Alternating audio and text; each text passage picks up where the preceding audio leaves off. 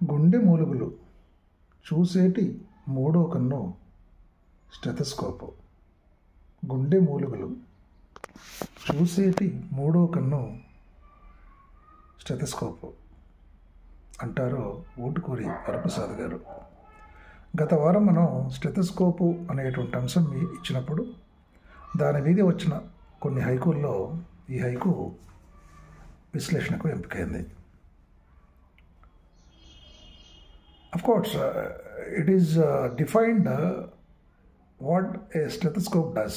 Stethoscope అనేది ఏం చేస్తుంది అనేది డిఫైన్ చేశారు. అంటే ఇన్ఫ్యాక్ట్ హైకూస్లో ఏంటంటే మనకి డిఫైన్ చేయడం కంటే కూడా కొంచెం విజువలైజ్ చేస్తే అది హైకూకు దగ్గరగా ఉంటుందని గమనించాలి. బట్ మరి ఎందుకు తీసుకోవడం జరిగింది అన్నప్పుడు దీంట్లో ఒక డిఫరెంట్ షేడ్ని కవి పట్టుకోగలిగాడు.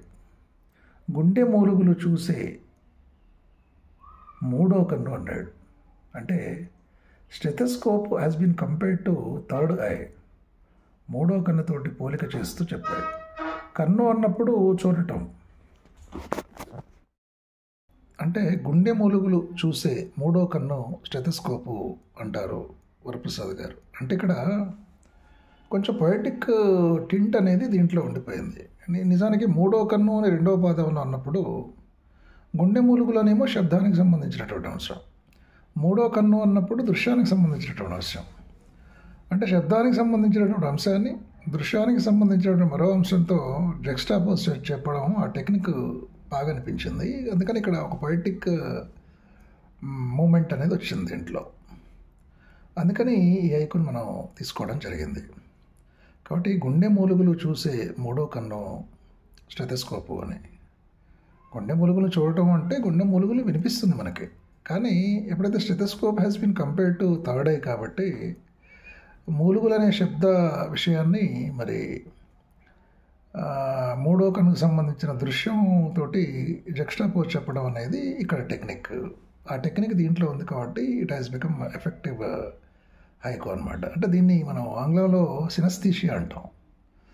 ఆ రకంగా మరి ధ్వన్యాత్మకంగా కూడా అంటే పొయిటిక్ ఎలిమెంట్ దీంట్లో ఉంది కాబట్టి మనం దీన్ని హైకుకు ఎంపిక చేసుకోవడం జరిగింది. But anyhow it's a good effort in writing a beautiful haiku. So really it's appreciable. So I appreciate మన వరప్రసాద్ గారు, మంచి హైకు రాశారు మీరు.